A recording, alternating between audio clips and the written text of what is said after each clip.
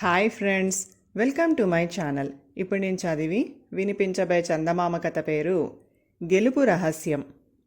రాజు చంద్రసేనుడి ఆస్థానంలో ఉండే సర్వమిత్రుణ్ణి మాటల్లో ఎవరూ గెలవలేకపోయేవారు. రాజు అతడి చేత చమత్కారంగా మాట్లాడించి వినోదించేవాడు. ఒకసారి ఆయనకు సర్వమిత్రుడి కన్నా మాటకారుడు ఎవరన్నా ఉన్నారేమో తెలుసుకోవాలని అనిపించింది. అందుకు ఏం చేయాలని ఆయన సర్వమిత్రుణ్ణే సలహా అడిగాడు. మాటల్లో నన్ను గెలిచిన వారికి 100 వరహాలు బహుమతి ప్రకటించండి.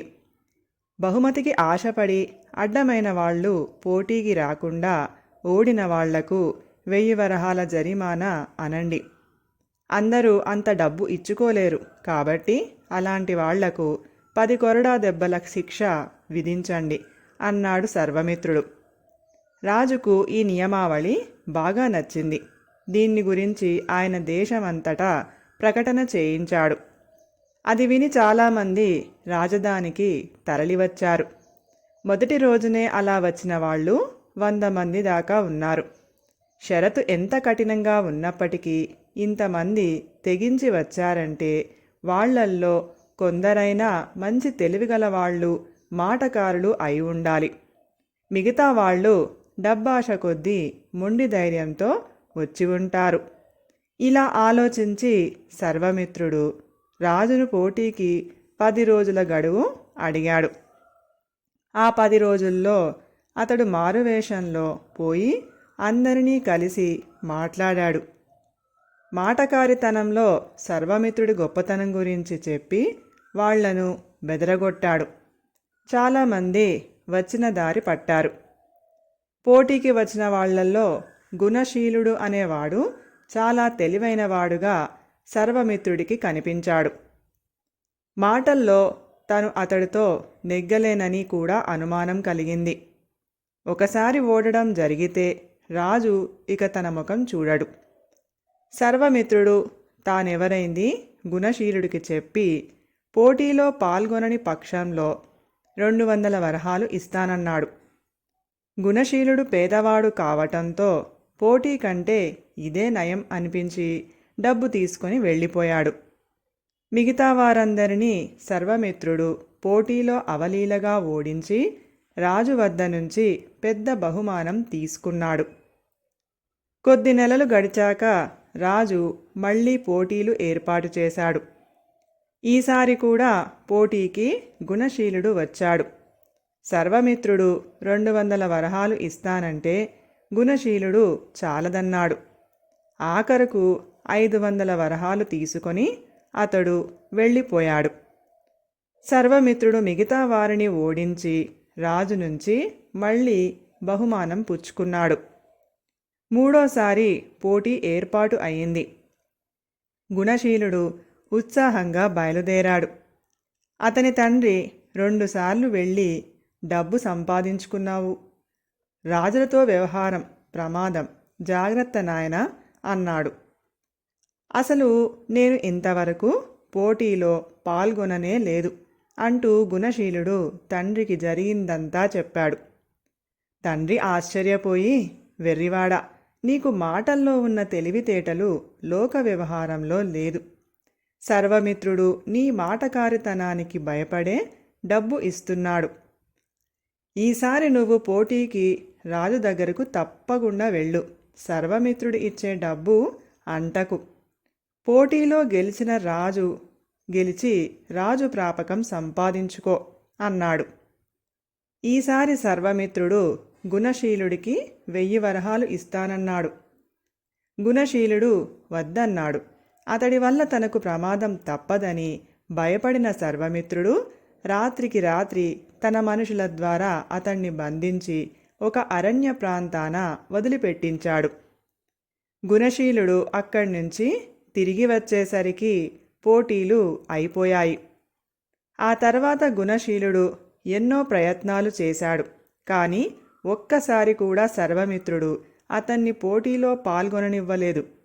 నానాటికి గుణశీలుడికి పంతం పెరగసాగింది. అతడు మారువేషంలో వెళ్ళినా, తెలివి తక్కువగా మాట్లాడినా కూడా సర్వమిత్రుడు అతన్ని గుర్తించగలుగుతున్నాడు. అప్పటికి పోటీలు 10 సార్లు జరిగాయి. 11వ పర్యాయం గుణశీలుడు వచ్చిన జాడ సర్వమిత్రుడు తెలుసుకోలేకపోయాడు. తీరా పోటీ సమయంలో అతడు పోటీదారుల మధ్య కనిపించేసరికి సర్వమిత్రుడికి గుండెదడ పుట్టింది. ముందుగా పోటీదారుల మధ్య వారిలో వారికి పోటీ ఏర్పాటైంది. గుణశీలుడు వాళ్లతో, ఒకసారి నేను కీకరాణ్యంలో నడుస్తూ ఉండగా ఎదురుగా 6 అడుగుల పెద్ద పులి కనిపించింది అన్నాడు. నిజంగానా అన్నారు పోటీదారులు అందరూ ఆశ్చర్యంగా.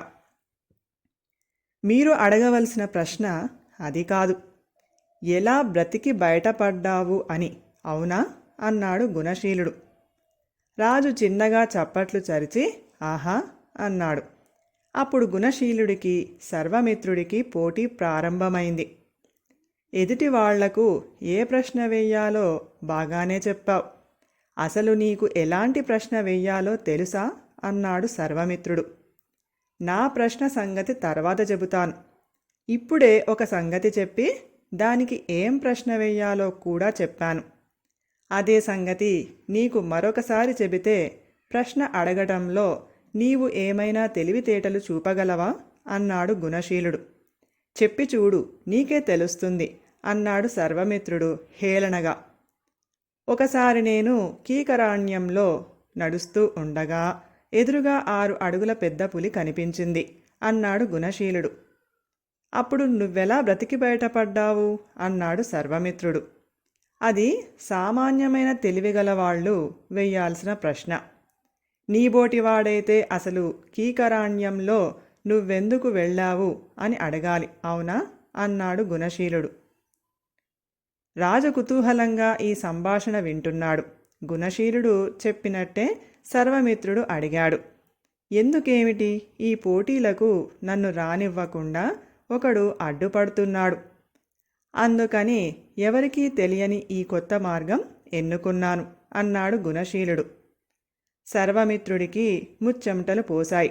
గుణశీలుడు తెలివిగా తన నేరాన్ని బయటపెట్టే ప్రయత్నం చేస్తున్నాడు. తను ఈ ఎత్తుకు పై ఎత్తు వెయ్యాలి అనుకొని, నువ్విలాంటి జవాబు ఇస్తావని నాకు తెలుసు, నువ్విక్కడికి రాకుండా అడ్డుపడుతున్నవాడు సర్వమిత్రుడని కూడా అనగలవు. సరే, ఆ పెద్ద పులి బారి నుంచి నిన్ను నీవు ఎలా రక్షించుకున్నావో చెప్పు అన్నాడు సర్వమిత్రుడు. పెద్ద పులిని ఎదిరించి పోరి ప్రాణాలతో బయటపడేందుకు నేనేం వీరుణ్ణి కాను. అది నాకేసి రాబోతున్నంతలో హఠాత్తుగా పొదలచాటు నుంచి నీ కొడుకు 2 నౌకర్లు నన్ను ఇక్కడికి రాకుండా మరొకసారి పట్టి బంధించేందుకు బయటకు వచ్చారు. పులి నన్ను వదిలి అందుబాటులో ఉన్న వాళ్ల మీదికి దూకింది. ఆ అదునులో నేను పారిపోయి ఇక్కడికి చేరాను అన్నాడు గుణశీలుడు. కొడుకు పులివాత పడిన మాట వింటూనే సర్వమిత్రుడు చిన్నగా అరిచి కుప్పకూలిపోయాడు.